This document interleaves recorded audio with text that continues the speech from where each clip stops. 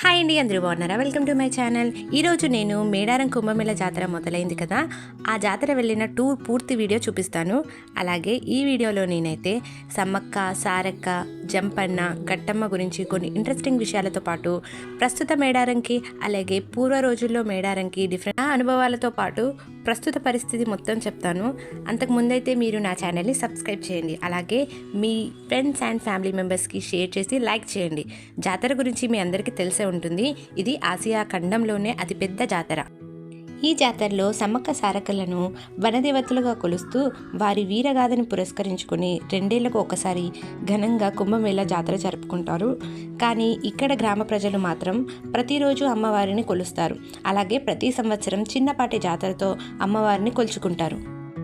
ఈ జాతరకి వచ్చే ప్రజలు తప్పనిసరిగా ముందు గట్టమ్మ తల్లిని దర్శించుకుంటారు. ఈ తల్లి సమ్మక్క తల్లికి అంగరక్షకురాలిగా వీరోచితంగా పోరు సలిపింది. అందుకే విశేషంగా ఈ తల్లిని తప్పకుండా దర్శించుకుంటారు. జాతర చరిత్రకు వస్తే ప్రతాపరుద్ర కాలం నుంచి మొదలైంది. మేడారంలోని కోయదొర్లకి వేటకు వెళ్ళినప్పుడు గోదావరి తీరాన అడవిలో పుల్లల మధ్య ఒక పాప దొరికింది.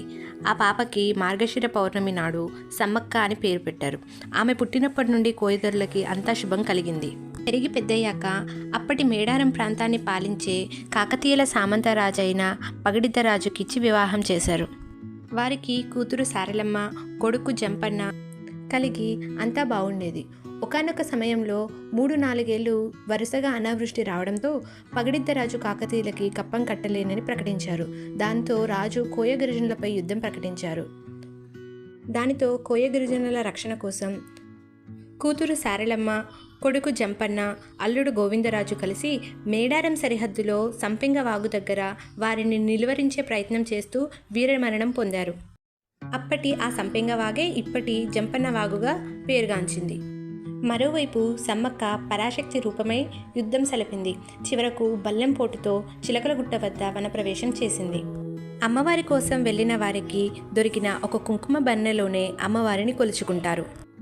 అప్పటి నుండి గిరిజన సాంప్రదాయం ప్రకారం గిరిజన పూజారులు వారి వంశపారంపర్యంగా నిర్ణీత తేదీలలో అమ్మవార్లను మేడారంలోని గద్దెలకు తీసుకువస్తారు.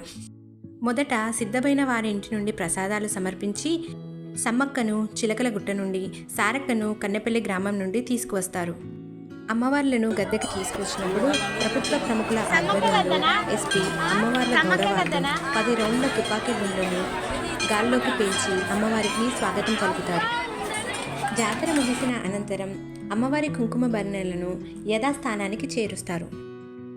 ఇదండి మేడారం సమ్మక్క సారక్క జాతర పూర్తి సమాచారం. మీకు ఈ వీడియో కనుక నచ్చినట్లయితే నా ఛానల్ని తప్పకుండా సబ్స్క్రైబ్ చేయండి. అలాగే మీ ఫ్రెండ్స్ అండ్ ఫ్యామిలీ మెంబర్స్కి షేర్ చేయండి. Thank you for watching.